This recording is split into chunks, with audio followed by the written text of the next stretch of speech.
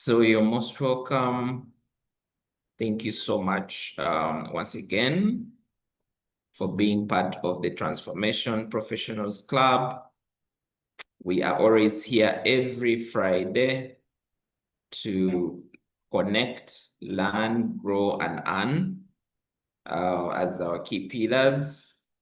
And today we again are glad to be in this learning moment. So welcome everyone who is watching this live, and even those that are watching this as a replay. We want to say thank you so much. So today we want to get into we would like to get into the subject of how do you grow a side hustle to a brand. And here we're trying to look at the marketing bit of it, how to market your business for growth. So one of the things that we've come to realize is that we have quite a number of professionals who are running businesses, but some of these businesses run around the professional who is running it, and they don't go beyond them.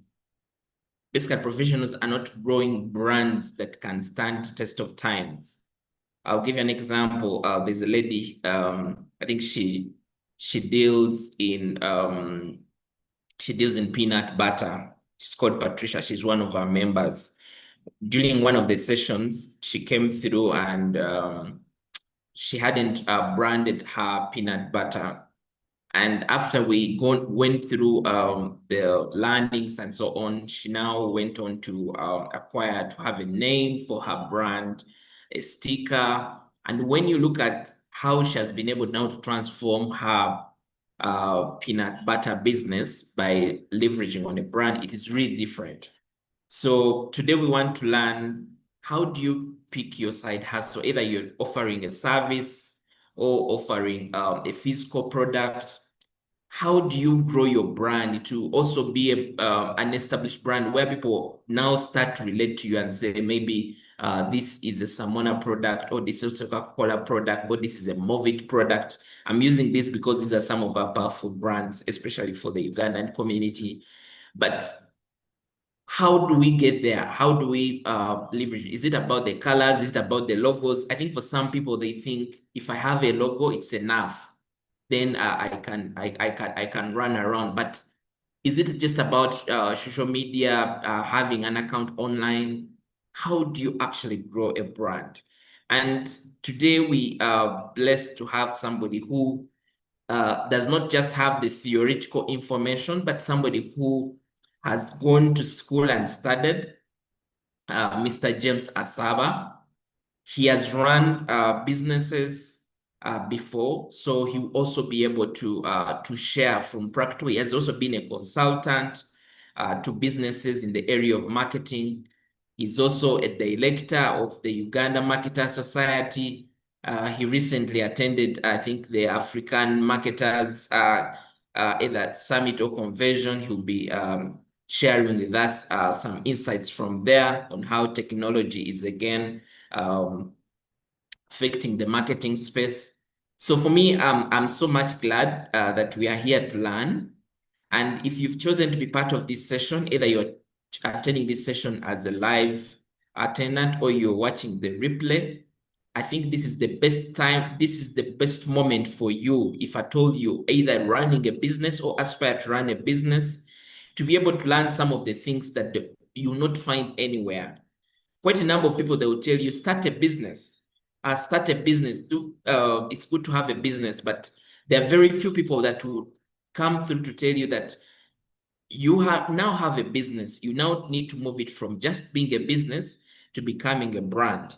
When you have a brand, means that you can sit at the back and see your brand grow, and people run by the brand. Even employees, the reason why they choose some of the organizations, they choose them because of brands. So all these brands that we see today did not just wake up and are out there. There was science, there was a system behind these brands. So that is why we felt it as the Transformation Professionals Club to have this session to teach professionals how they can transform their businesses through marketing. So I'm glad to have Mr. James Asaba, who has offered himself to come through this session. And I just want to read James Asaba's profile, and you will agree with me that it's a rich profile. So Mr. James Asaba is a marketing and communications professional with experience in brand building, digital marketing, stakeholder management, content and media production. He currently serves as the membership director at the Uganda Marketer Society, UMS, where he has spearheaded member growth engagement initiatives that have raised the profile of the society to over 600 professionals plus and 20 corporate organizations that are driving expansion through teamwork, strategic partnerships, communicating member value, and digital transformation. He has a big heart for supporting SMEs in Uganda. I think I've seen that, recognizing their role as the backbone of the economy. James is passionate about helping entrepreneurs and small businesses achieve their growth through practical, tailored marketing strategies that improve visibility, strengthen customer trust, and drive sustainable results. His hands-on experience in the Ugandan market has given him a deep understanding of how resourceful, creative, and data-driven marketing can empower SMEs to compete effectively. Previously, James was the head of brand and communications at Majestic Brand Limited, which is a company owned by the Uganda Kingdom, where he led the Kabaka Birthday Run 2025 campaign, Uganda's largest annual charity run, delivering a fully integrated communication strategy across digital platforms that achieved a record participation. He is also the co-founder and team leader of Convibe Media, formerly Vital, Uganda Limited, a media and content production company focused on building brands through relevant content. At Convibe, he successfully designed and implemented marketing and communication strategies that increased client revenues, enhanced online visibility, and delivered impactful storytelling through photography, videography, documentaries, social media content, and brand campaigns. Earlier in his career, he has also worked in different organizations, including Ipsos. James, in regarding his academic credentials, his journey blends marketing, communications, and economics and creative design. He's currently completing his CIM Level 6 with the Chartered Institute of Marketing UK. He was also awarded a National Diploma in Journalism by the Uganda Vocational and Technical Assessment Board, UVTAB, adding to his foundation in communication. To sharpen his creative skills, he has also earned a certificate in graphic designing from MA Graphics, equipping him with practical designs, expertise that complement his marketing background. James's profile is long, but I want to say that he has the credentials to be able to take us through this session. Mr. James, you're most welcome. I know, like I've said, your profile has quite a lot in it. I know you are also a husband, a father, doing quite a number of things. But we want to just acknowledge you for all that you're doing, all that you have done. You've spoke in your profile, you've spoken a lot about your desire to help small businesses and entrepreneurs. And we believe that the audience we have today are audiences that are running some of these businesses that would like to hear from you. How can they also run strong brands? Ladies and gentlemen, join me in welcoming Mr. James Asaba, our guest speaker today. James, you're most welcome. Wow. What an introduction. Thank you so much, Coach Samuel Ivanda. I am so happy to be with you today. I am so happy to be at TPC, and I'm a proud member of the Transformational Professionals Club. At first,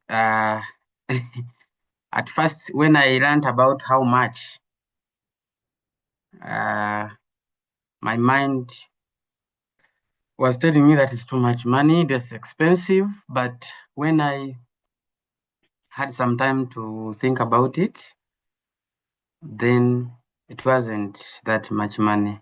It wasn't. So I am so happy to be part of you, and I am so privileged to speak to you today. I hope we can learn something. I hope we can share some good insights. And I hope by the end of today, we can have something to grow our businesses. I want you to confirm that you can see my screen before I proceed. Yes, we can see the screen. Well, as I was waiting, my eyes were on I want to see the branding come through, and I can see it coming through. You know, as a marketing person who speaks about brands, even your slides say a lot. So here we are, very excited, looking crisp, clear. So today we are going to understand from a side hustle to a brand. In other words, how to market your business for growth. And this is something I can start, but I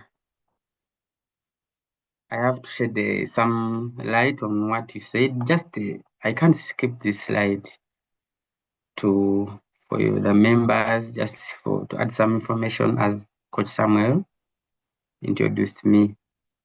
And I hope this is the summary, some of it that he talked about. And if we start our session, all of us, we clearly understand this picture.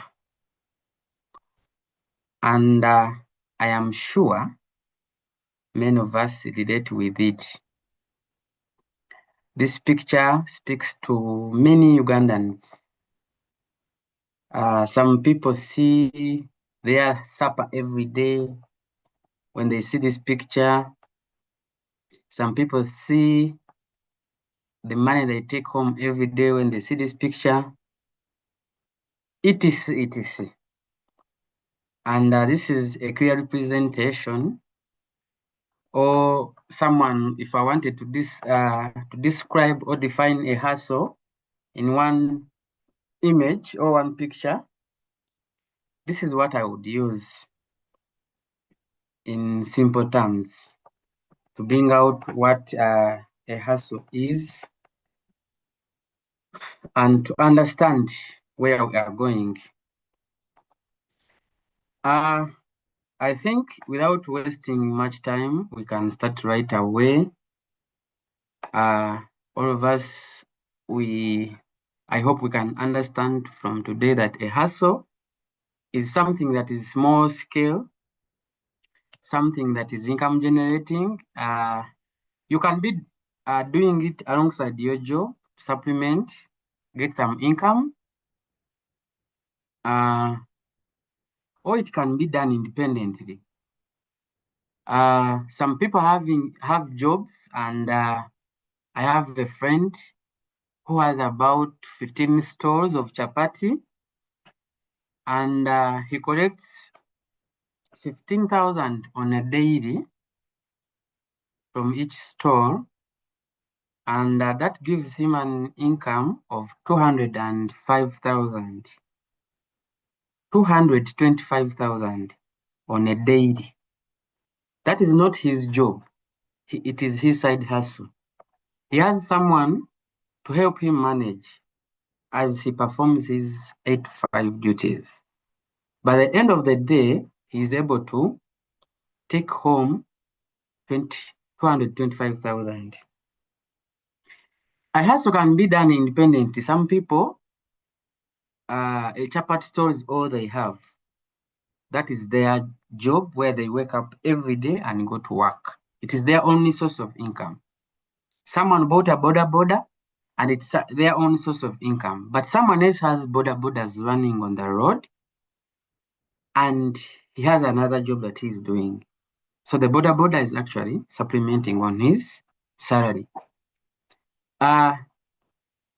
You can also describe a side hustle or a hustle as something that where you pick money on a daily, where people get hand to mouth on a daily. Hustles are often survival driven, not just passion projects, and they normally happen in our local areas where we stay, where you reside, something like that. And the reason why most people go for hustles is someone says, my salary is not enough. I have a number of bills to clear at the end of the month. I have responsibilities. I am the firstborn in my family. I have my brothers, my sisters, my late brothers' children to take care of. And my 3 million salary is not enough. So we have to find survival. And that is how hustles normally come in because you want to supplement your income. An example can be like we know them: roasted maize, running a mobile money kiosk, tailoring, a music library, boda, chapati store, a fruit store. Etc.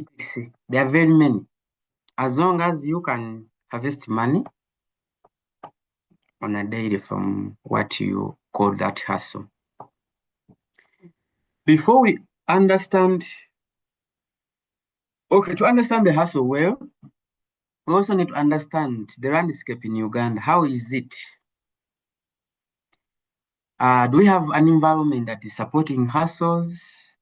Because when you, where we stay right now, if you look around where we stay, this is 7:30 p.m. Almost all the hustles are now active. The night economy, the chapati stores, the chicken stores, muchomo, what. They're all active right now. And this doesn't include people who are only salary, who are from their jobs. It also includes people who are not employed during the day. And here they come in the evening, trying to take something home. First of all, an estimated 85% of Uganda's working population, that is about 13.3 million, are employed in the informal sector.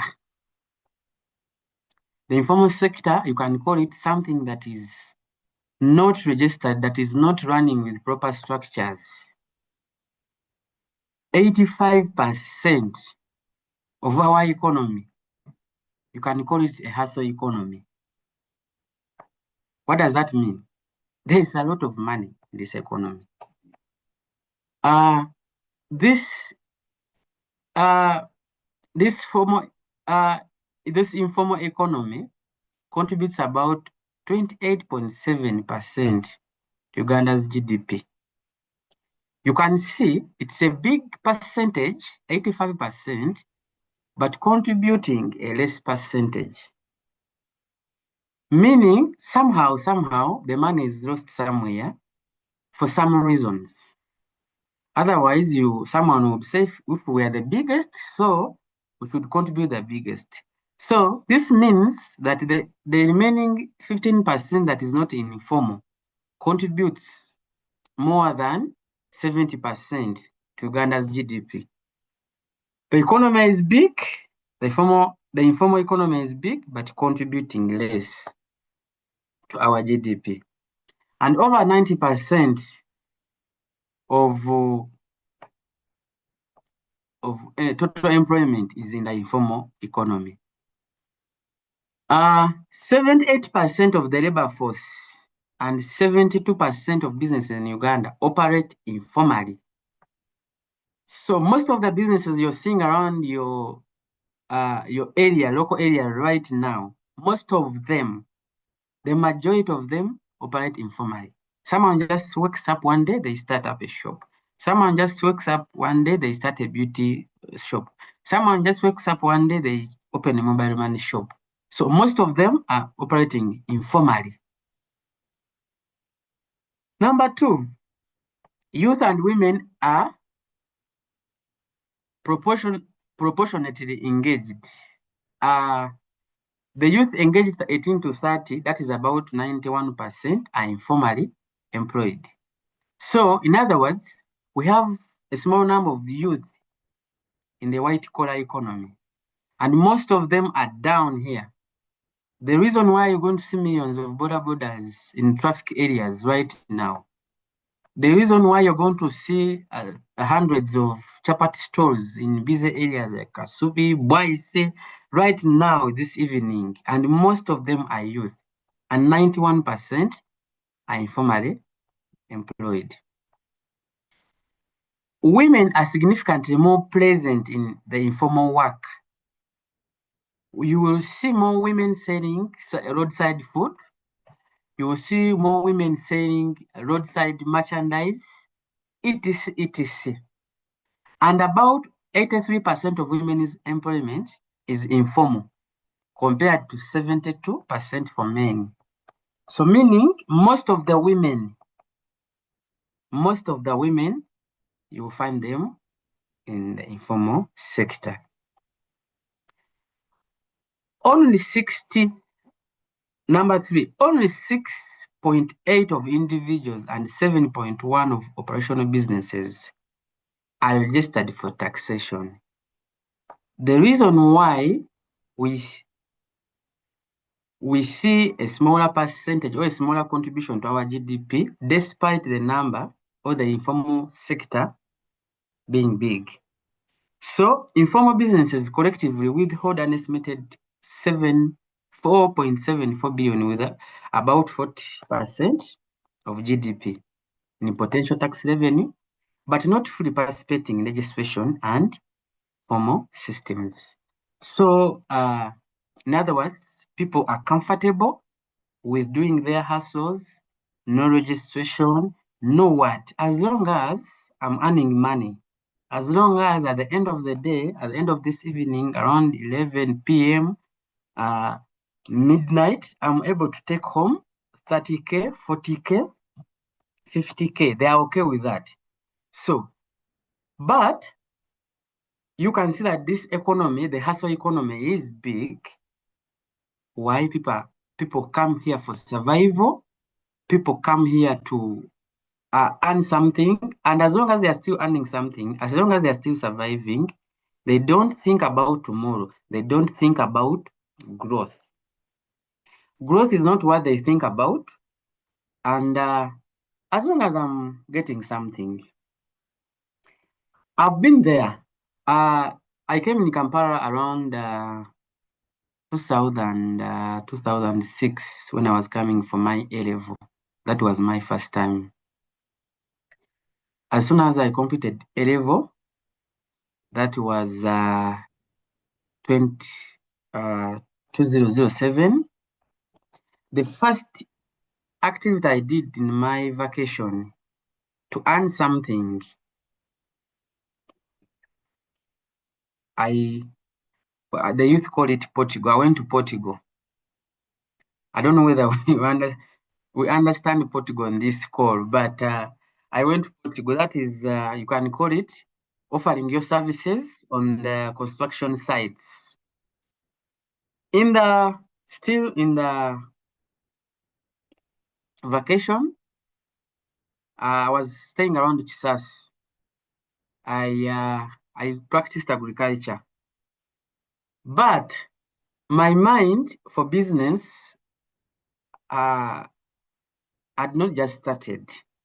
I think it was built by my mother Because I remember in my primary days, my school days, when I was still in primary, she used to take us when she was going to sell. Probably in the villages, that local brew called bushera, pancakes, especially on Sundays, when people are from church, in the trading centers. Those activities normally boom in those evenings, and when people are from church, they give you a basket of pancakes and you sell the whole of it, and you take home like 30K, 50K. When I finished campus, I didn't want to sit home, because you're still looking for jobs, you're not sure whether you're going to get jobs. I started doing some work. Informal, I started a consult where I was writing for people's research projects, research proposals, research reports, something like that. And later, because I wanted something to survive on, you are in Kampala, I don't want to go back to the village. You want to survive and stay around. I had one of my friends who had started a video library around Wandegea. Oh, I think now, the place is, that place, the building is called University Plaza for you who normally visit Wandegea. After some time, he was selling it. I decided to sell it. By that time, I was also working in Ipsos. You're doing market research projects. You go in the field and stay there 2 months, then come back home. 1 month you're home and you're not doing anything. You're bored. The money you paid, you destroy it in 2 weeks. Then you don't have money. So I needed something that is constant income. I bought that video library and ran it for some good time until COVID. When after COVID, I think the rent was bigger than the capital in the shop. So the landlord owned the shop, the kiosk. But before that, I had tried out many things still around Kampala. I'm one of the people whose businesses were destroyed by the arrival of Jennifer Msisi when she came in with big policies to clean the city, had their popcorn stores around Wandegea still, and they were destroyed. It was informal, it was something informal. You wake up in the evening, you bring your popcorn machine, put it on the roadside, connect masanyalaze, start serving the community. So informal operating. Even the video library wasn't registered. It was also informal, and I learned a lot from that. And I got a pause of doing hustles after those frustrations. And because COVID-19 was the last nail in the coffin, and I felt like, I think I don't like hustles right now. You know what? I'm not growing. I'm doing this and it's being destroyed. I do this and being destroyed. We've seen those things, You wake up one day and KCC is taking all your merchandise. And until I think 2019, when I said, you know what? When I start a business again, now that I have learned, I'm not going to go informal. Why? Now I want to build something for the future. I don't want to KCC come and destroy my business again. If I go, I'm going to go formal. I am going to register. I am going to get a location. I am going to look for rent. I am going to start formally, like it or not, because I'm tired of KCC destroying my businesses. I'm tired of landlords waking up one day and my business is gone. That is how my mentality changed. I was tired because you keep putting in money, and at the end of the day, you are losing a lot. Now, That brings me to a point why you need to turn your hustle into a brand. After understanding what a hustle is, what I went through when I was doing hustles, you need to understand why you should turn your hustle into a brand. Like I told you, most hustles begin in survival mode, begin with survival mentality. You know, a border just wants to earn money. Those food vendors you see moving around town on a daily, they just want money, something like that. As long as it's putting food on the table, you don't care. No structure, you don't care about visibility, you don't care about recognition, you just want survival. As long as you're earning something, that is all you care about. Ebisigadde toyagala kumanya. Now, turning your hustle into a brand is about giving it identity, consistency, and growth potential. Hustles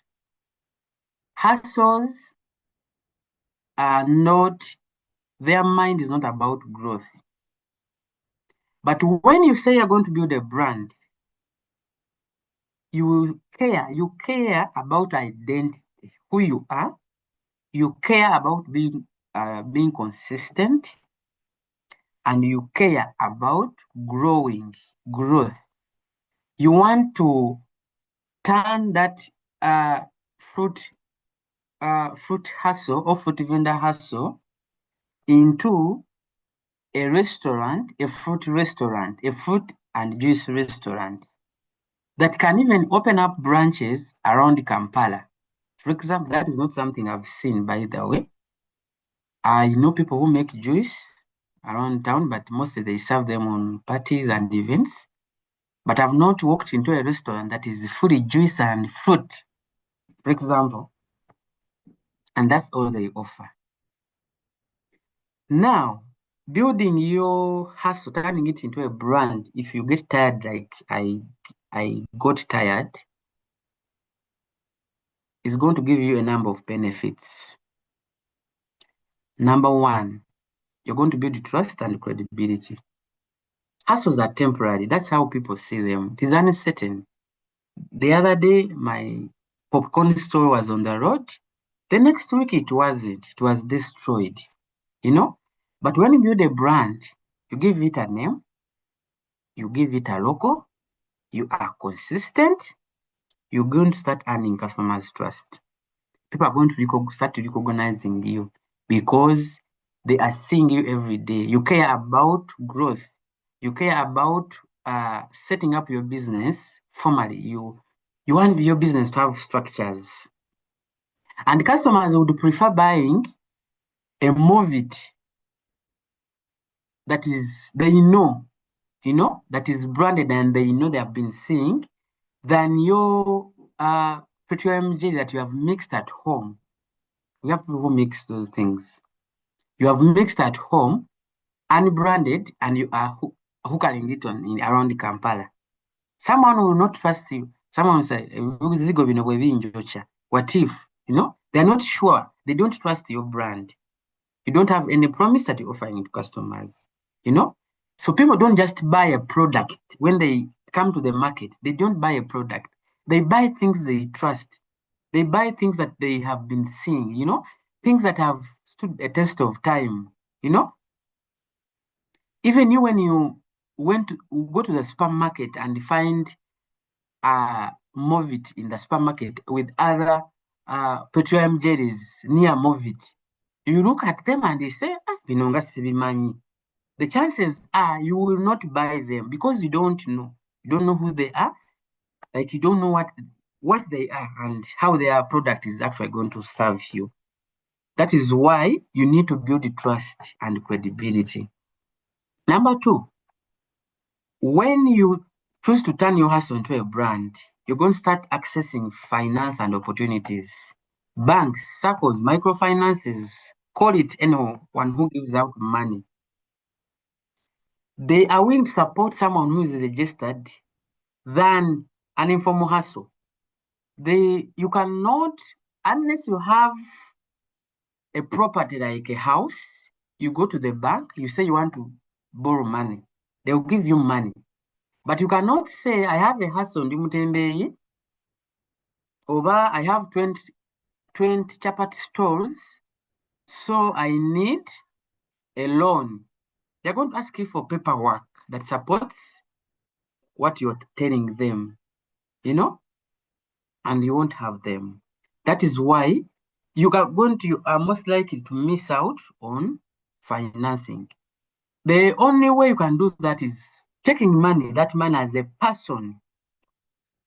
As a person, you have the national ID, you have government documents, they come and know where you stay, they take you pictures, they ask you a letter from your LOC, because they understand you as a person, but they don't understand your business, they don't understand your hustle. So until you make it formal, you give it paperwork, you give it a location, you give it everything, an identity. That is when finance institutions are going to trust you.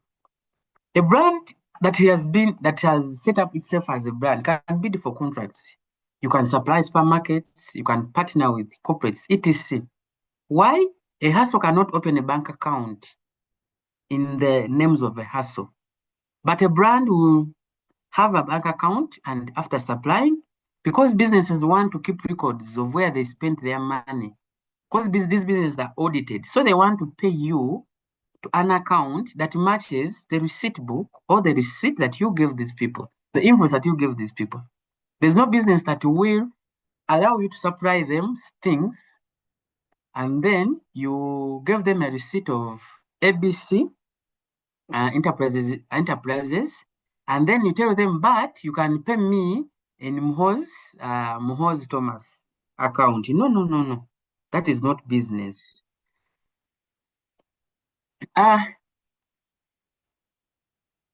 Number 3, when you turn your hustle into a brand, you're going to differentiate yourself from competitors. For example, Kampala, almost every business has a competition. Every business. In Kampala alone, we have thousands of borders, food vendors, every center. Tailors go to chamber and see very many. And people are competing on a daily. But there are some people who have stood out. Safe Border came in the chaotic border industry and stood out with a brand. The Safe Border have systems. They will sit there, brand their riders, connect them to customers without even coming to hustle with the fellow borders. While the border that is not driving with Safe Border is looking for customers and standing to ask you whether Ogenda, the Safe Border guy is waiting for just a ring on their app, and they are going to call a customer, and immediately they are going to get a customer. We have food vendors that have decided to not put their food on the road, but they add value. They get a small store, they start marketing their food online. They make branded packaging, paper bags, paper bags, etc. And then they push their brands online and start doing deliveries. For example, I'm going to give you an example that I came across this week. Check out Rama Rusania. Rama Rusania has one girl and one boy. Their work is they get a sample of a plate, a food, right? That food that they can serve you, the Rusania. They put it before them. They own about a ring light for each person and a smartphone, an iPhone. All they do is sit before the phone with that food. They go live on TikTok. They spend the whole day on TikTok. And then this guy pays each one of them 100,000 shillings per day. But on an average, they make not less than 50 deliveries. They cook their food around one day market. They have a meeting point app. When you make a delivery, they will get their food from down, put it at their office app, then they will dispatch it for delivery. Well branded with paper bags and everything, with contracts, with, something you can date with. So imagine someone who is investing 200K for a TikTok live on a daily if you don't put data and everything, how much are they making? So if you say count 50 deliveries times 50,000, because that plate costs 50,000 times 50, that is about 2.5 million. 2.5 million in sales. Number 4, scale and grow beyond survival. Hustles bring daily income, but brands will allow you plan for long term. With a brand, you can expand to new markets. You can open branches. You can hire staff. Because now you have a vision of growth. You want to grow. You are set up. We also have Cafe Java started as like one small restaurant, but now Cafe Java's is a chain of restaurants, not only in Uganda but even in Kenya. They've expanded up to Kenya now. Number 5, you earn more from the same effort. Studies show branded businesses in Uganda can charge 20 to 30% more than unbranded hustles because customers value professionalism. If you go to Nassau Road and find a boy who sits on their PC and they design for you a banner, you are likely to give them 20K for that banner. But the same company, all the agencies that are outside Nassau Road that have branded themselves, even if they're not far from Nassau Road, just on Nkrumah Road or Uganda House, they have an office, they have everything. They're going to charge you that same banner 50 or 60,000. Why? The other one is they have branded themselves, they have set themselves different from the crowd, Number 6, a brand helps you to build legacy. Hustles often die when the owner stops working. When you get an accident, you stop working. A brand can live beyond you if you plan it well. It is something you can pass on to your children. We have seen many people transferring these businesses to their children. All of us know Murwana. Murwana transferred Murwana group of companies to their family. And this group of companies has Jessa, has Nice House of Plastics and other brands. You cannot do that with a hustle. You can't. But you have an opportunity to start small. The challenge is most of us want to start and you start big. I want to start and I start a big company. I start when I have, I can employ 20 staff, and I can market on TV. I can market and sell, market on radio. That is what you want to do. But that is not what a brand means. A brand means starting from small, starting small. Even if you started with you as the only staff, as long as you have proper planning. We have seen many Indian supermarkets that start as single kiosks, but they turn these into family businesses across generations. You find a supermarket that has spent more than 40 years around Kampala here. We have many of them. You can't do that if you don't have that mentality of building legacy. Now, we have understood why we need to turn our hustles into brands. Now, someone is asking, how do I? The question is, how do I? I've been here, I've been doing this hustle for 2 years, for 3 years. Okay, it's bringing money, but now we've said I need to build legacy, I need to be consistent, differentiate myself from other people. How do I do that? Number 1, go to the basics. Number 1, ask yourself, define your vision and plan. Like, don't just come and say, from today onwards, I've stopped being a hustler. No, you don't just come up like that. No. Sit down and ask yourself, where do I want my hustle to be in 2 to 5 years? Where do I want it? Should I be earning a turnover of 70 million per annum, 100 million per annum? should I first grow my online presence? And in the first 2 years, should I concentrate on building my awareness and visibility? For example, you can say in the first year, I'm going to concentrate on branding, identifying a logo, identifying my name, registering my name, everything, secure it. And then after that, I'm going to build an online audience. Let's say by the end of this year, I should have 2,000 Facebook followers, 3,000 LinkedIn followers, 4,000 Instagram followers, 10,000 TikTok followers. Then in the next year, I'll start now on the plan of expanding to customers. Since I have an online audience, I'll start from that online audience, then I expand to the rest of the audience. That can be your objective. Where do you want to be? What is your vision? Write down clear goals. Which revenue do you want to earn? Customer targets. Who do you want to target? When you turn your business into a brand is not going to serve everyone. You should know who you want to target. Do you want to target B2C, that is business to customer? Do you want to target B2B, that is business to business? Do you want to target B2G, that is business to government? Where do you want to offer your services? Nowhere. Which markets do you want to expand into? Do you want to serve around Uganda? Okay, do you want to serve around Kampala alone? Or you want also to serve also in Mbarara and Uruwero? Where? Which markets? Do you want to be in Gulu alone? Or where do you want to be? Think beyond daily survival.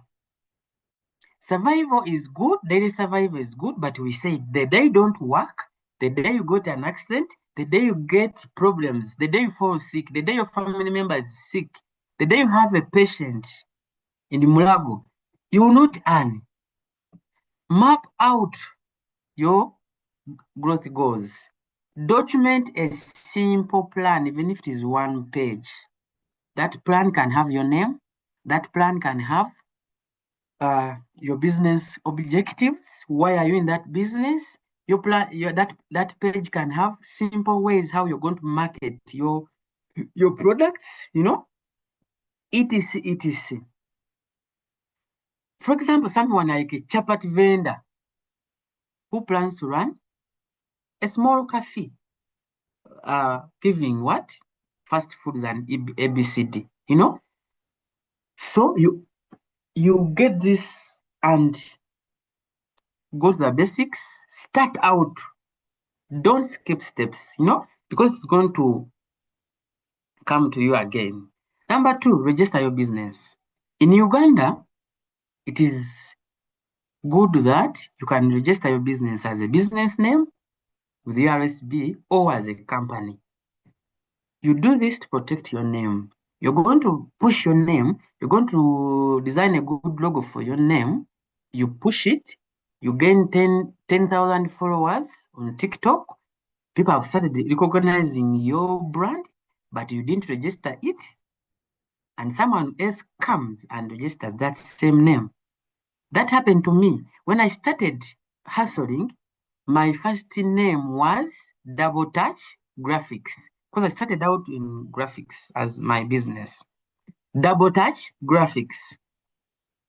Then, when I was moving around in Mbarara, I found a business called Double Touch Investments Limited, well registered.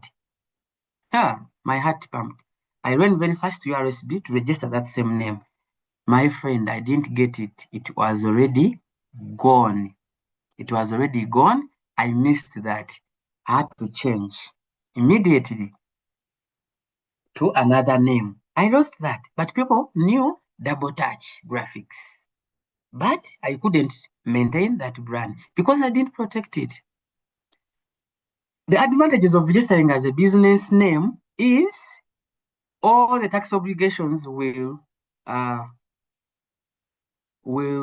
be verified, or you will submit your tax obligations or returns as a director, the owner of the business, because that is, you get used only your personal team as the owner of the business. But the advantage is you will be able to, for example, to open up an account in a bank. And apart from protecting your name, and with time, if you want to upgrade that business name to a company, you can do that. But the advantage is if you supply your goods and they're able to pay you in the bank because your business name can get an account in a bank. If you feel like you are very ready and now you want to move on, or you are ready right away, you can upgrade to a company to start targeting big businesses, tenders and partnerships, etc.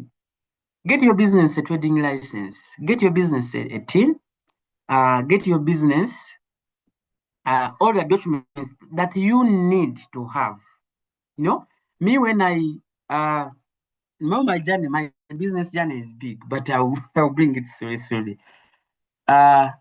I think Samuel introduced Vital, Contour Media as former Vital, but it wasn't Vital as then as also. By when I skipped from Double Touch in panic mode, I didn't know what to register because I wanted to protect a name. I first registered that company as Asaba Legacy Company Limited with my colleague. Then I got all the documentation. After some time, I didn't do research. It's unfortunate. You are like I'm telling you to do research before you actually start a business. Then I realized the business name needs to be short, visible, memorable. Then in COVID-19, that holiday, I read many books about marketing, branding, and I realized my name that I picked in panic mode wasn't good at all. That is how we ended up sitting and revising that name to Vital, and it became Vital. And we served customers. That name was so good, very memorable, very just for 5 letters, 5 letters. It was the best experience that I've never had. But when you register, you're going to have credibility with the banks, circles that just anyone. When I registered that business around Vital, my business was able to grow. By that time, I was still a youth. I was able to go to banks like Equity Bank and picked a youth loan that was security free, and paid it in 1 year with an interest of 450,000 only. You can imagine. But if my business was not registered and well scaled, I couldn't make it. When you don't have security, then you need documents, you need proper documentation, you need business records to support that you need money from the bank. Number 3, create identity. This brings me now to what I give you the example of Vital. A memorable name. Don't just get names that, get a name that is memorable, something that is close to the brand, Design a logo. In Uganda here, you can get a logo, depending on what you pay, to also determine the quality from 50,000 to 300,000. Pick colors that match your industry. People think that now because I have a logo, they can do it. They draw. Now, if someone I normally see these construction guys because they are in construction. They want to see a building in a logo. They want to see a spade in the logo. They want to see someone lifting sand in the logo. Everything in one logo. What are you building? Make your logo very memorable. Just describe it. I put this logo here for a purpose. I hope you can all see the logo up there. I put it there on a purpose. And I don't know whether if you see this logo, Vibe Media, before I reach there for you to know this name. Someone sees this logo and when you see, you just seeing an icon. But I want to show you something in this logo today. Oh, I'm missing my screen. Okay. Wait a minute. Just a minute. Okay. When you see this logo, first of all, I don't know what you see, but maybe I'll tell you immediately. When you see this logo, you see a lens cap. Normally, these cameras normally have that cut-off thing that sits on the top. So when you see a lens cap, but when you try to separate this icon, you're going to see a C on the left and letter M on the right, which represents Conte Vibe and then the word media. But when you bring it together, it is a story of what the company is all about. So and choosing a color, like for example, red, for media companies across the globe, look for media companies. They take on color red. Red is mostly used by companies in media and fast foods. Because the colors are bright, the colors bring mood, they bring that mood, etc, etc. So imagine for you starting a media company and you're going to choose the color like green. For example, you want to choose yellow for a media company. Understand, these things are available on Google. If you're going to start a business in accounting or lawyers, you have seen lawyers have their colors. For those who understand the brands, they know their colors. You not see a lawyer like in green colors, manya buru, those funny things. No, they have their colors. Go to Google and put your business, describe your business, and then describe the colors that match that industry.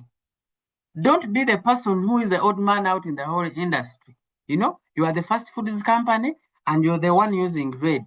You are the first, you're starting a pharmacy and then you're using red. But in medical, for example, or in electrical, red means danger, and then you're using red throughout to say your medical things.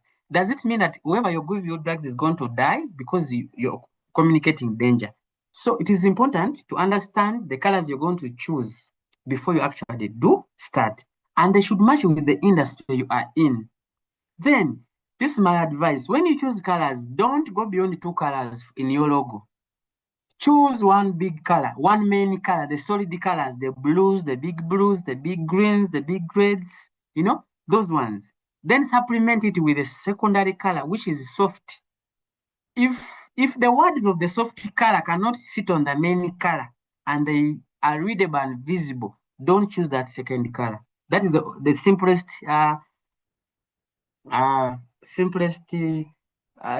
practical way I can tell you how to choose a secondary color. And this secondary color should not be much different from the primary color, So pick colors that match your industry. Define your future goals and stick to them consistently.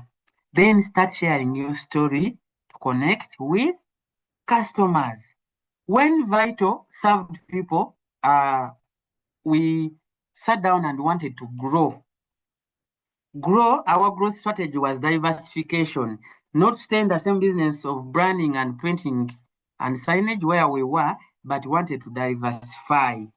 So diversify meaning we wanted to add on more business, which is a bit outside of the sector we are in, though related, but a bit outside, and wanted to venture into media, that is videography, photography, live streams, and etc. We thought of registering Vital as a brand that reflects media to bring all our businesses of printing, media, what into one house. Unfortunately, when we went to URSB, they couldn't offer us that name.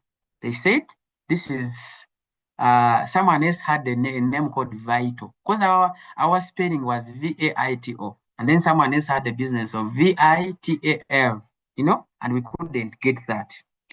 So what we did was to separate now the printing business and then the media business. That's how the Vital became Conte Vibe to service to serve the customers in the media, that is photography and media sector. And then we had to form another business, another company to supply customers in the other printing and signage sector. All the steps, necessary steps was taken before we actually we communicated with our customers, we put out a press release.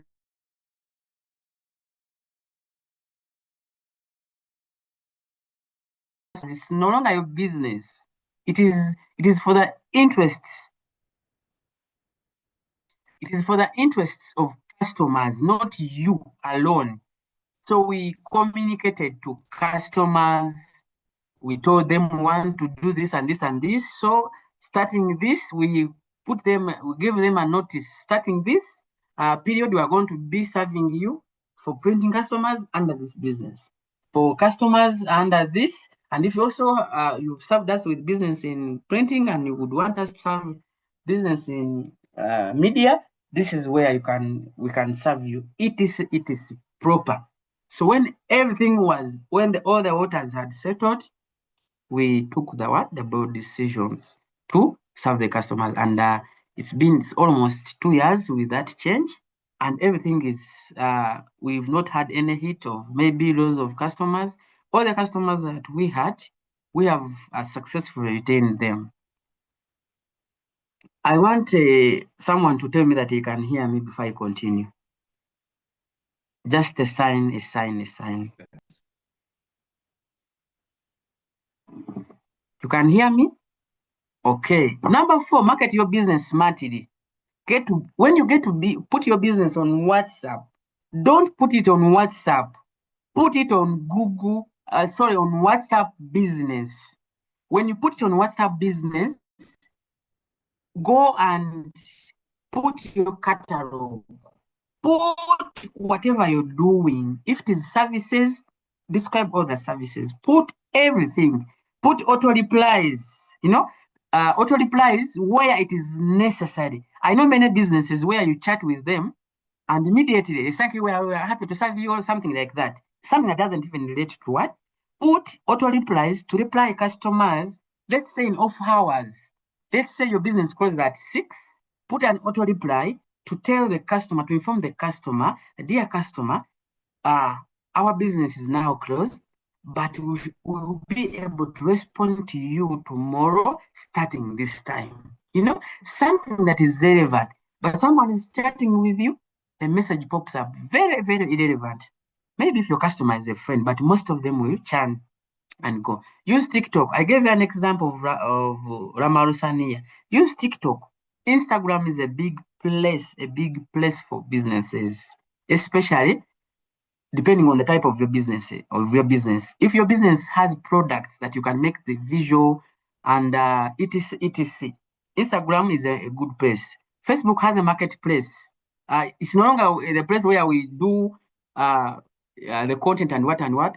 Facebook has a marketplace. You can open up a shop, a virtual shop on Facebook. Put in everything. Customers come and order something, a notification comes to your phone, you get the product, you deliver. A virtual shop on Facebook. We have marketplaces like groups. I know groups on Facebook where you actually subscribe, you pay money to be in those groups. Why? They have built a marketplace, people of a certain caliber. So when you come in, you are assured of getting business. Create posters, flyers, distribute flyers. Don't care whether they are going to throw them. You never know who's going to keep it. Now, this is where most businesses make mistakes. Use quality content like visuals, images to attract high-profile clients. Because you have a smartphone, you want to post every video on TikTok. You don't care how it looks. You don't care how the picture looks. You just find any random pics. You use your phone to take any pics. The way you build your brand, the impression you give people, that's how they're going to buy you.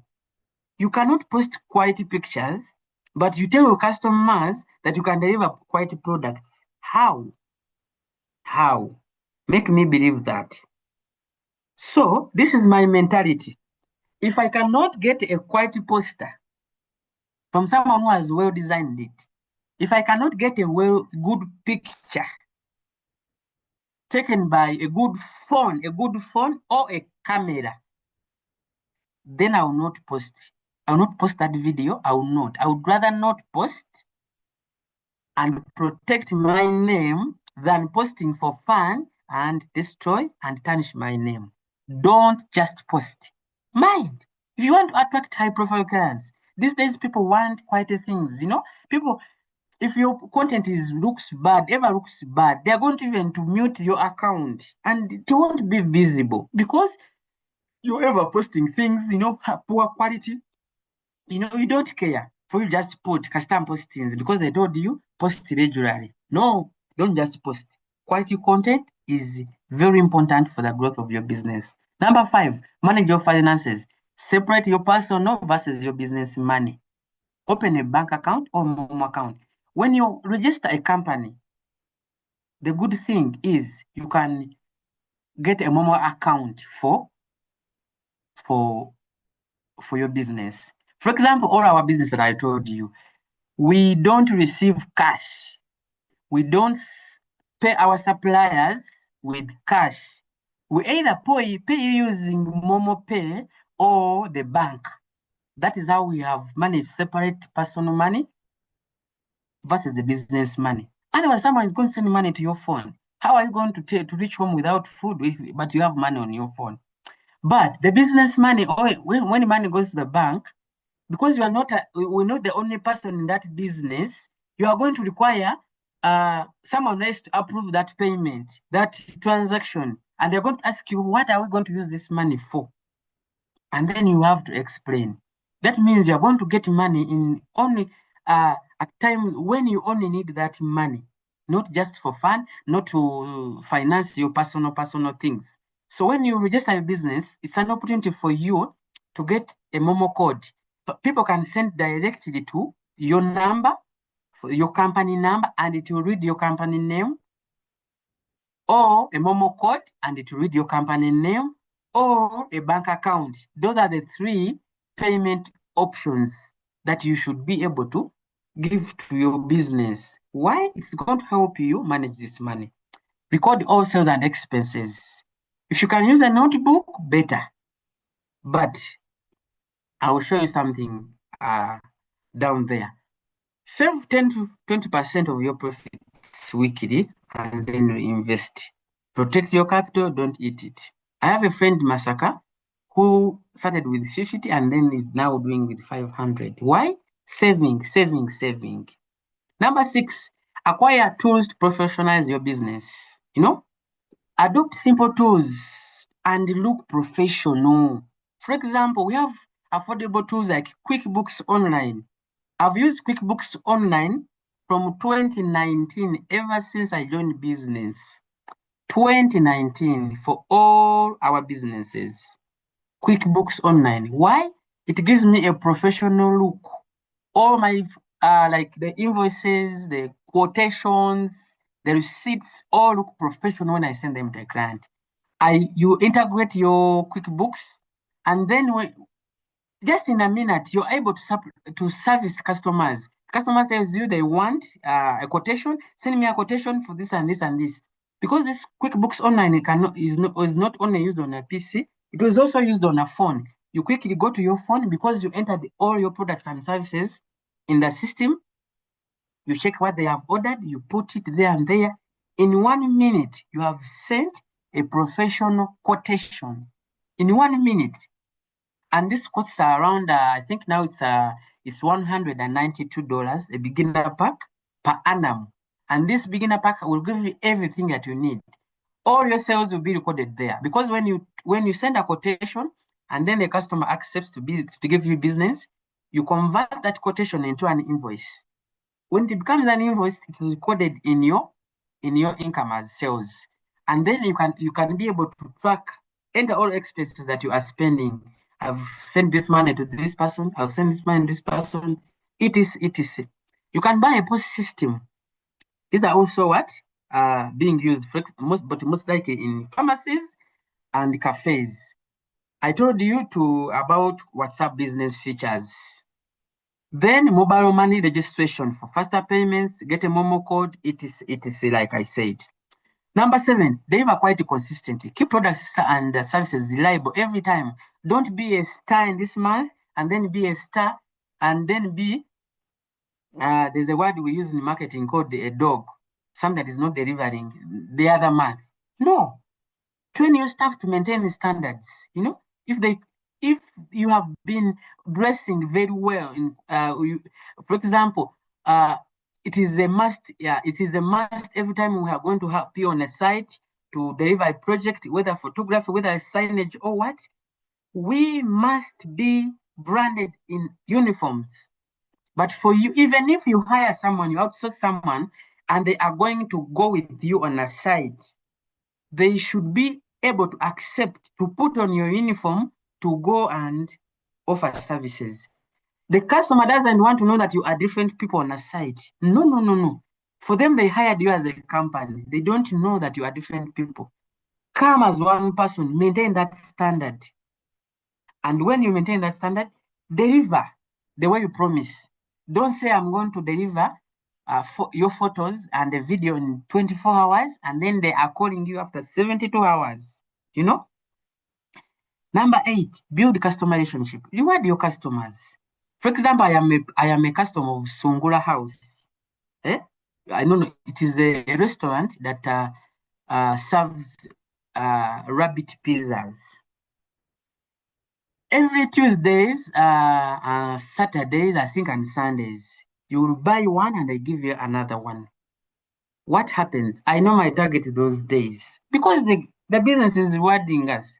But that is another one way to retain customers. In marketing, one marketing godfather called Kotra said, it is cheaper to retain customers than going out to get new customers. You're going to spend a lot of money to get a new customer to enter into your business. But it's really cheaper to maintain those that you have. If you maintain them, they are going to do repeat business. They're going to keep coming. They're going to keep coming and buy more. But some businesses, we don't care. Your customer, you served the customer the other day, they are calling you to ask something, and then you are responding the way you want. Customer is going to cancel you. I want to give you an example. Last week, I had someone who used to service our computers. He serviced our computer the other week, but this computer, the challenge or the technical error did not go away. So I told him to come back and remove Windows 10 that he had put to put 11. And I told him, I'm going to give you your transport, but I'll not pay you again. He said, no, no, no, you have to pay me again. Oh, no, no, no. We didn't even finish the conversation. I canceled him. I called another person. So I've started a new relationship with another person. You get it? But for him to get another customer and be trusted to get another business, it is more expensive than actually retaining me. Collect feedback. And when you collect feedback, you act on it. Wake up one day and send a poll, send a question to your customers, inbox them. How can we serve you? How can we serve you better? ABCD. Every time we serve a customer, I always want to ask and know how they experienced our services. Find out, did you deliver something good? How was the pizza? Was the pizza good? You know, how was it? Tell me, I would like to know so that we can serve you better. Get feedback. And when you get feedback, don't just keep it. Use it to improve. This feedback is going to help you on the type of content you're going to create next day. This feedback is going to help you on how you're going to service customers very well. This feedback is going to give you something in the customer's mind, what they are thinking, etc. You get it? Then keep a personal touch. You know, when a customer calls you, for example, online and they call you, try to understand their name, who they are, etc. And then save their numbers on your company phone. The next time they call you, call them by name. Hello, Samuel. How are you? that customer is going to feel happy. Today, we are in an age of personalized marketing.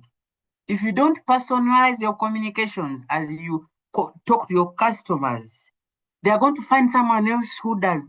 Just by mistake, someone else is going to do it to them, and they're going to feel valued, they're going to feel special, and you lose that customer. Festive seasons, we normally send out messages, Merry Christmas, just like that. Why not send a personalized message? Hello, Samuel. We are happy to have you this year. I hope you enjoyed our services. We wish you a very happy Christmas with you and your family. You know, it is a personalized message. But when you just send out random messages, someone is going to say, now it's the festive season, everyone is sending messages. Immediately, they are going to delete. If it is WhatsApp, they're going to blue tick you, no one will respond. But if it is personalized, they're going to feel warm and someone will reply with a thank you, an emoji, etc. Then the other thing, number 9, expand and scale, add new services and products. If you started with, let's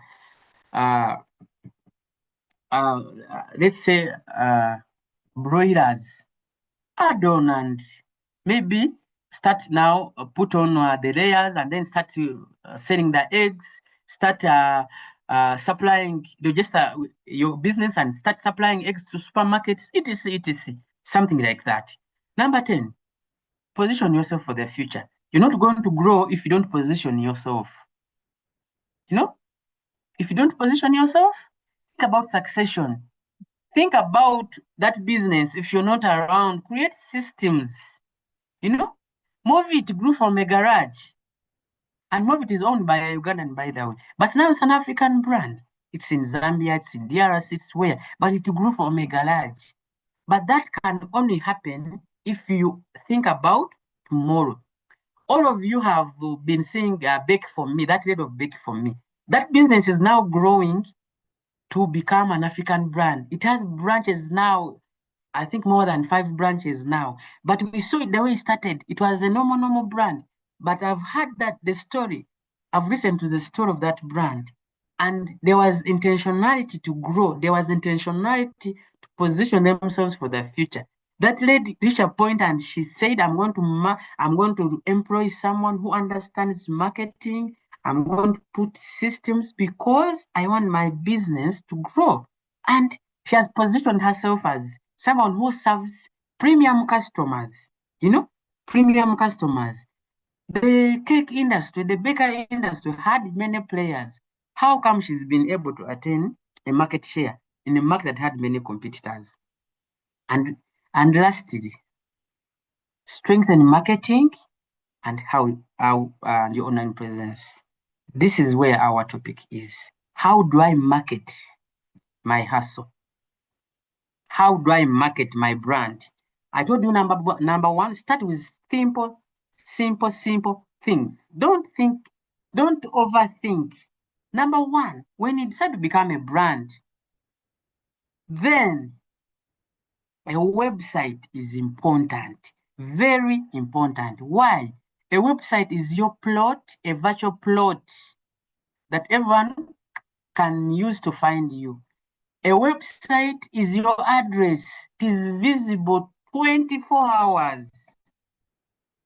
When we go to digital marketing, a website is going to help your business to rank in Google. If a customer puts your business or something about your business, if you use content to rank your business, a small thing about your content, let's say baking businesses in Kampala, your website is going to help your business to rank among the top. It is very hard for a business to rank among the top on Google when a customer searches if you don't have a website. Apart from giving you a professional look, you need that professional presence. Someone can come and know. There are many businesses that we have acquired and attained because the customer was able to visit the website and they were impressed with what is there. List your business on Google profile. If you are a business and you are not on Google profile, you are doing a huge mistake, a very huge mistake. Because when you list your business on Google, it will appear on Google Maps. Someone can use it to travel to your business because they are able to find your business. When they search you, they are going to see you. They are going to see you. If you have not listed your business on Google today, go back and think about that. Be consistent. 1 to 2 social media platforms. Don't go to all social media platforms at once. First, find where your customers are. If you're a B2B, why are you struggling with being on struggling with TikTok and Facebook? B2B, your audience, most of your audience is on LinkedIn. Then put LinkedIn and maybe another profile. Start with that. Then you will grow. Mpola mpola. Depending on what you're seeing, depending on how you're growing, it is. Post regularly. But when you post regularly, post solutions, product photos, customer testimonials, behind the scenes. But most of us make a mistake. Every post advert, every post, please find us, we can do this. Every post, please find us. Promotional messages don't get engagement, but relatable content. Today we are seeing content that looks like content, but it is actually promotional. And it is getting views. Why? They are packaging the content well. Don't show the customer directly that you are trying to advertise to them. Those messages don't get engagement and they won't give you results. But you posting solutions, you narrate a story, a solution. For example, someone says solutions, how can I do that? A customer wanted a service. They were struggling with the ABCD. They had struggled with like this, and like this. This is a problem that normally happens to businesses like something like that. But then we are able to offer a solution ABCD. Our solution help the customer in this way, in this way, in this way, ABCD. Ask your customers for testimonials. Ask them, those who are able to write for you, they should write for you. You post it. Those who are able to go before the camera and they can speak, invite them to what? Behind the scenes when you are doing something. If you are a baker, put those, don't expose your business with behind the scenes, but you can do behind the scenes and try to show people that you are doing something and they will like it. But people don't do this because they think they're going to expose what they are doing. No, you can do a stage, for example, and then in the video, you fast forward it. So someone is not able to see whatever you put in what, but they can be able to see that you put this ABC, something like that. Engage in SMS marketing. SMS marketing in Africa is still the biggest. The biggest. Our economy today has almost everyone has a phone. We have phones, we have what? So, and people have been saying SMS marketing died what? But in Africa, SMS marketing is still the big deal. So plan, have a budget and say, I'm going to do this. I'm going to have an objective. Don't just send out to market like SMS without an objective. What do you want to achieve? If you understand what you want to achieve, then run something in a way that is coordinated. You may not know how to design a marketing campaign, but at least if you do like 3 months, run in communications that is coordinated for the 3 months. Don't communicate this today, tomorrow you communicate the other, tomorrow you communicate the other. If you decide to communicate photography and what, first stick to that for 2 or 3 months, let's say, for example. Communicate information that is coordinated. We have businesses that are product-based more especially. Why do you miss trade shows and expos? Find out where they are. Even if you're not going to take your product there, go and learn from other exhibitors. See how they are doing things, see how their products are branded, see how they are selling. Assume, like pretend like you're a customer and see how this person is going to sell to you. You're going to learn a skill from there. Don't say I don't have money, I'm not going to buy, something like that. Go and learn something. Maybe you need that skill. The way someone welcomed you, maybe you need that skill, and that's what is lacking at your company. Create a profile. If you start a brand, if you have a brand, whatever you do, give it a profile. If your business is doing in things that uh, uh, attract attention, make it more visual. Don't fill your profile with too many words. You know, you want to put the history, you want to put the vision, you want to put the what. Customers no longer have time to read. If your business is more visual, make the profile visual. Make sure you have the name there. Make sure that you are registered in that profile. Show your location in that profile. Show your contacts in that profile, and then make the rest of the things visual. And then show the customer that you have served in some customers and put them there. You know, make the profile visual. If your businesses are technical, then you can go technical in your profile. But if your business is not technical, why do you have to put a lot of text in your profile? I said distribute flyers and posters. Use the e-ones and the physical ones. But I said when you use the e-ones, don't get, you know, we have now today people are using Canva. Canva is a good tool if you take time to learn it. It can make you can design posters and flyers with it. But as many of us make a mistake, you go there day one, you have not learned anything. You're just putting things here, the picture is on top, the what is on what, and then you post on your social media. And then you're ruining your brand, you are tarnishing your brand. People are going to see unqualified things on your brand, and then you are promising them that you offer quality products. I said install an active signage at your office. If you get an office, put there. Let someone be welcomed by your brand as soon as they come in. You are the office, desk alone, nothing. You can some people say, but for us we are sub-renting. Where can I install my signage? There's no way I can install my signage. For example, if you have a table, did you know that even on that table, on the front of that table, you can install a good glass signage?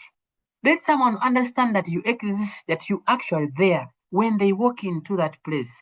Let something welcome them. If you have space, even if it is a small space, brand it. Put there a pull up. You know, if you have space on the roadside, buy a teardrop and put it there. You know, like someone is just still there asking, wow, where are these people? Where are these people? Then the signage will what? They will see the signage. If you have put a signage, some arrows to direct, you know, the customer, you know, arrows, turn left, then your logo is there. Turn left, then your logo is there.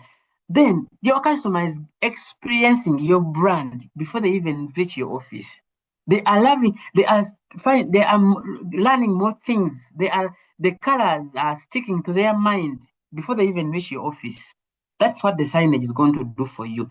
It is not something, it is not a luxury to have a signage, a good signage. No. And when you decide to do a signage, don't get those stickers that you normally get. You say, man, could that sticker, then you put them, they are just folded like this, they are not smart. You are killing your brand. When you decide to go and you want to build a brand, whatever you can't do, please pay money for someone who can do it and get a quality service. Please, because when you pay someone money, you are going to demand them to do the best. How are you going to demand yourself to do the best if you even don't know what you are doing? You are just trying out because you want to save. You want to, practice a corporate culture. Use professional emails. I said when you get a website, it's an advantage. Websites give when you get a website, you're going to be able to create emails. Get an email for the business, an email that is always that you can open anywhere. For example, I've used I will share this because it can help someone. There's a company called Crystal Web Hosting. Crystal Web Hosting, if you search it on Google there. Their hosting is, some hosters, when you host, you are going to give you 10 emails, 10 what, but I've been with those people. You can open as many emails as you want. Customer support, anytime. Then the professional emails are going to give you that touch before the customers. You are not going to build a brand, a corporate brand, if you are still using your Gmail. But Some people say these emails are not flexible, they are not friendly, they are not what. I am challenging you to go to Google and search how you can integrate your professional email with the business Google account. Did you know that you can send an email from your phone, from your Google email, but when it goes out as a professional email? You can integrate that. Take that as a challenge. It is on Google. You can integrate your professional email on your phone, let's say, and you are able to receive those emails from a professional email to your phone.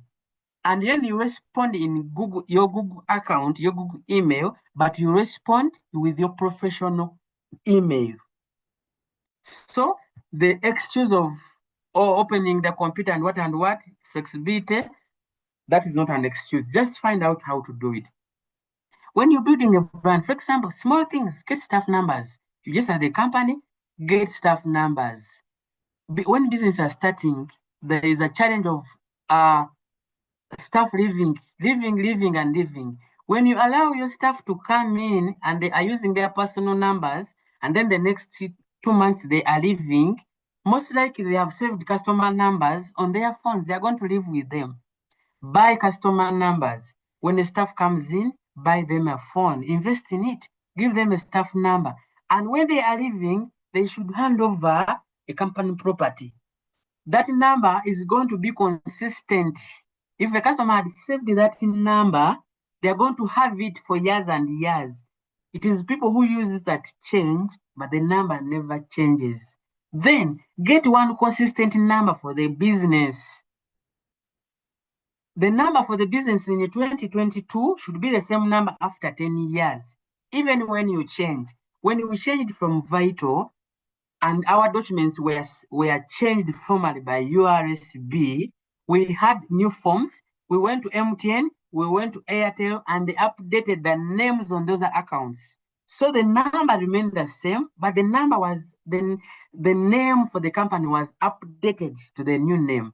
So you lose customers because I told you somewhere you need to save every customer who calls you because you need to track them. You need to personalize their communication. You're going to lose customers if you don't have a database.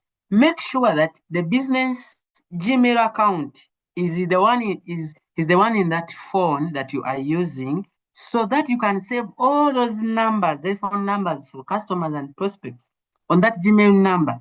Even when that phone gets lost and you buy a new phone, you can always put in that Gmail number and all of them will come back to your phone.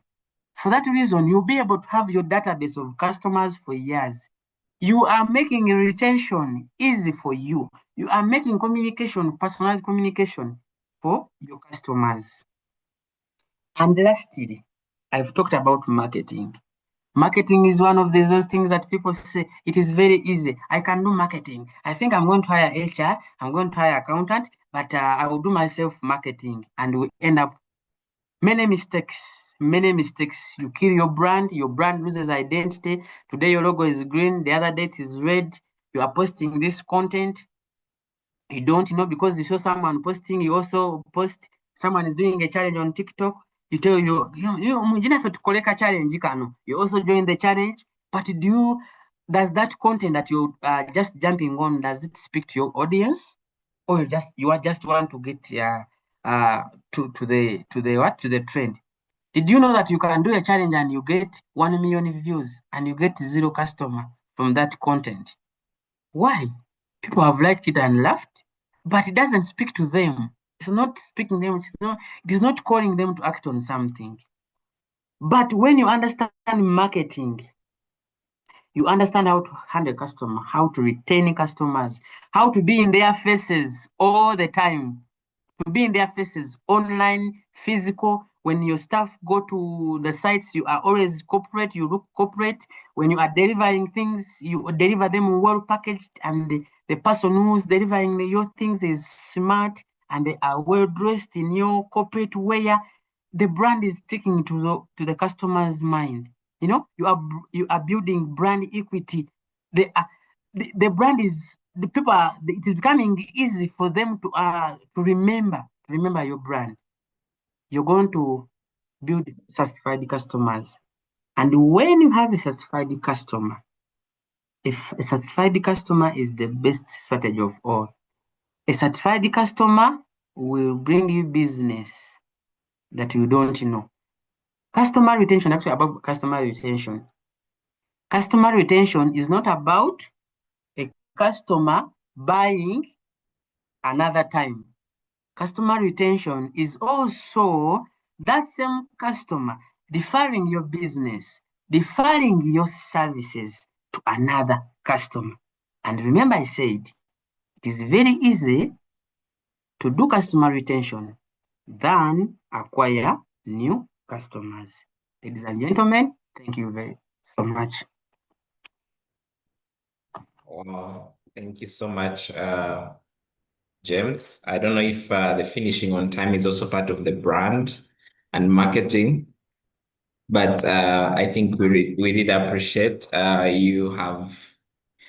I don't know if it's only me, but this has been really packed with value. Our friends that have joined in, join me in thanking our speaker.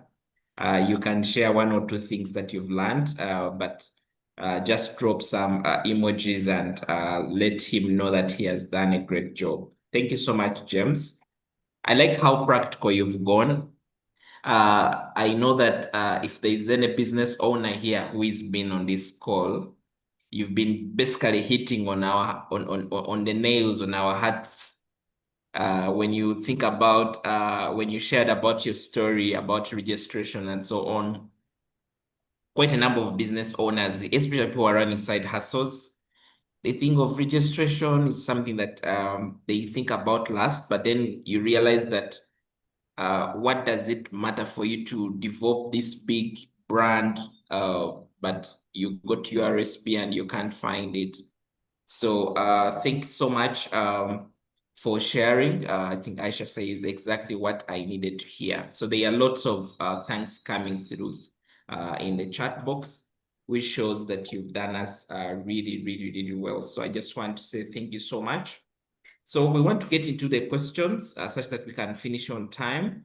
There's a question already, I think from, there are different questions that are coming through. There's a question from Alex Sack who says, how do we acquire a WhatsApp business? I think somebody says download it. That is true. When you go to Play Store, you search for WhatsApp business, you'll be able to get it. And you set up your account accordingly. Sarah says, does listing a business on Google Map also for someone who is trying to grow their business as a remote or freelance worker? I don't know if James, you want to just hint onto that. I know you mentioned a lot to do with if you're not on Google, then you need to go and register. Would you want to comment on that? What I can say about that, you can, I was talking about listing as a business when you become a brand. Yeah. Because you wanted to build a brand from hustles. You can put your hustle, but remember hustles are normally, like we said, the characteristics, they are not registered, they are not what. So somehow you're going to give visibility to that business and someone else is going to register it. And it's very easy for you to lose that name with time. So why do you put out your name that you are pushing, even if it is freelance, when you have not registered it? So think about registering it or securing it, protecting it before you put it out there. Then when you protect it, you can first put it as a hustle. Let's say you can put any name, and anytime you upgrade, you can always edit that account name and you update to what you are at the moment. Okay, that's great.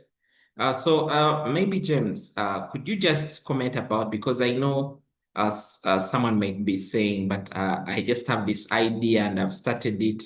I saw my friend here, I think Evelyn, who runs a virtual assistant business. I think she left after some time, but at what point in time is there a space that you first test the idea before you register, or your experience teaches you that immediately you should run, immediately you think of an idea, you think of a name, the first thing you should do is, even before you think about a logo and other things, you should go and register. Would you just want to comment on that?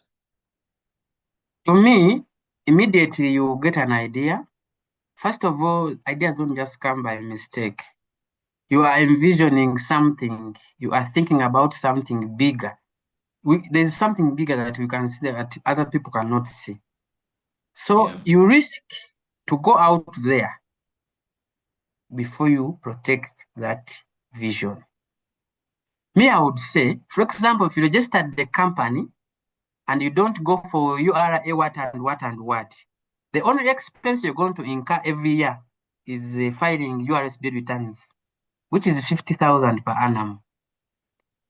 You get it? But at least you're sure my company is not operating. I'm paying 50,000 per annum, but my name is there. Anytime, first of all, my company is growing. I can come after 5 years and say we are founded in 2000. But in other words, it started operating in 2026. You get it? But your vision has been there for years. It can actually add something on your profile that someone sees. These guys have been in business for 6 years. No one is going to know that you've not been operating. But your business on paper is very old. So secure your dream, secure your vision, and have it. Let your vision grow, even when you have not started growing. Great, great, great. Thank you so much. Quite a number of things coming through. Thank you, Sylvia. Says it's a satisfying engagement. Sarah says, thank you so much. Christopher says, been fruitful. Makande Steven says, what a resourceful presentation. Thank you. So most of these say thank you. Even Jim says, thank you so much for sharing your experience. The presentation was really mind-tickling. My 2 hours have really been well spent. Thank you so much. I know we were Samuel, about, yes. Jim, I'm happy to see him as one of our clients. That is great. Great, great to I know. am so happy to see him on their call. Thank you, Great. Jim. Let's see you too, James. Eh? You're welcome. Great, great, great. So thank you, friends. I don't know if there's any other question, but in case I've missed any, somebody can rise up. I think at this point in time, I want to just ask you to give your closing remarks such that we can be able to finish exactly on time. Okay. To conclude this call, marketing is understanding marketing is really big. I think you're going to challenge yourself to learn something today. You can start from YouTube. We are so blessed that we have this generation of internet. Start if you don't know about how you can, instead of banning your brand, go on YouTube, go on Google. These days we have AI. Some AIs are like Google. Ask. Go to, for example, make simple prompts. Go to a chat GPT and say, I deal in baking. I do this product. I do these cakes. I do muffins. I do this and this and this. But I didn't study marketing. But I don't have a budget to spend on marketing, and I want to promote my business. Give me 7 basic steps that I can take to achieve a social media growth of this and also increase brand awareness, and then send that prompt. You're going to have simple things that you can put aside. Then those points that you have received from the chat GPT, then go one by one and put it in YouTube. Learn. If they give you 6 points, learn on every point from YouTube. Take time with the experts who share content on YouTube. Take time. Because I know all businesses, when they are starting, you do not have a budget for marketing. You not have that budget. You may not afford to bring an expert and pay them 2 million, 3 million, 4 million, etc. So, but you can do something. as a business owner, in the beginning, be ready to wear many hats, whether you like it or not. At some point, you will need to be equipped with tax knowledge, because you are just going to wake up one day and they slap an agency notes on you. You are not going to cry and they remove it. No, no, no, no. So get that basic knowledge on key things and plan, document your growth journey.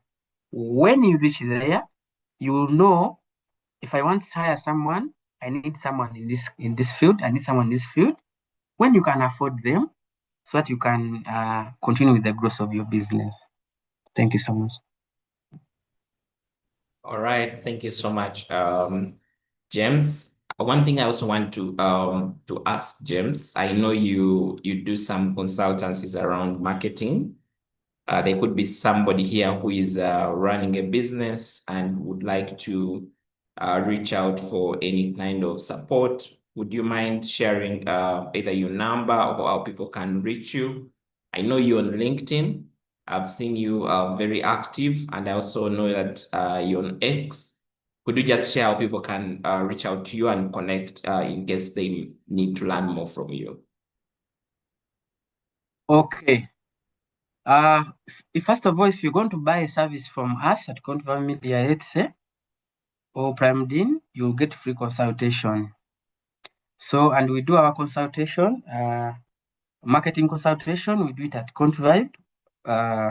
So when you get me, when you get Convibe, you get me. And our number is 0783 69 4161.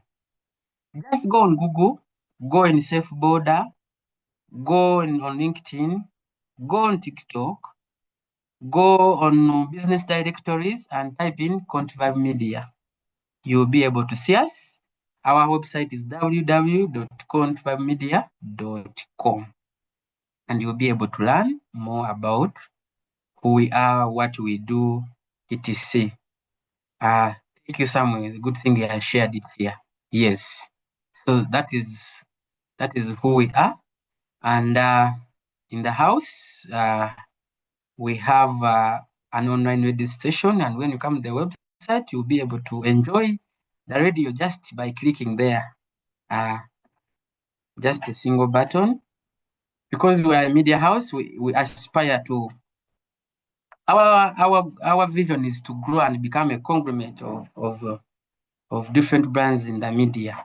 But for now, we are taking the baby steps, and this is where we are. Great, great. I think the website speaks for itself. When you visit it, you'll be able to see what it means to stand out. I visited it and I can confirm that there's a lot that you'll be able to see on this site, and you can be able to learn one or two things. And I'm glad that they have indicated that they are available to be able to support you. So thank you so much, Mr. James, and thanks so much to all our participants who have accessed this session, either live here or via YouTube. We really appreciate you. We don't take it for granted that you always coming through to see what we do. So we are the Transformation Professionals Club, always here to empower you. One of the things that we do is we help you connect. So the reason why we organize these sessions is to bring you here such that we can be able to have this moment together. As we always say, to connect, to learn, to grow, and at the end of the day, to also be able to earn. So we run different programs, and we want to say thank you so much to all those that joined us for our last career masterclass. I have seen some of people here. Thank you so much for joining us. We have quite a number of programs in the pipeline to help our professionals be able to grow. So we'll be announcing some of them as we proceed. But one of the things that we want to say that every day invest in yourself, because it's in investing in yourself that you're able to be elevated. and you're able to grow in the process. So that is very, very good. In case you've missed any of our sessions, please reach out. You'll be able to see what we've done, especially on our YouTube channel. You can also be able to reach out in case you need some consultation, anything. We can be able to guide you accordingly. You welcome, and we just want to wish you all the best in your careers, and please take whatever you've learned from today as a learning point and let it improve your business and help you in your growth. Thank you so much, and may God bless you. Bye-bye. Bye-bye.